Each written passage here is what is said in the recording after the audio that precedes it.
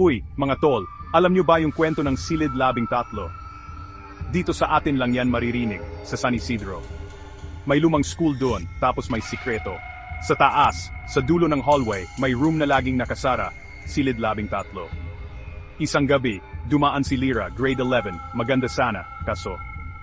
May narinig siyang bumubulong. Tulungan mo ako. Lumapit si Lyra, curious eh. Bukas yung pinto. Konti lang. Madilim sa loob, may sirang mesa, tapos may nakasulat sa pader, huwag kang lumingon. Biglang sara yung pinto. May babaeng duguan, papalapit kay Lyra, tulungan mo ako. Gusto sumigaw ni Lyra, pero walang boses. Malapit na yung babae, tapos, nag-brown out. Pagising ni Lyra, iba na. Bago tayong building tapos, multo na siya. Multo na siya. Siya na yung nasa silid labing tatlo, naghihintay ng susunod na biktima. Kaya tandaan nyo to, huwag kang lilingon.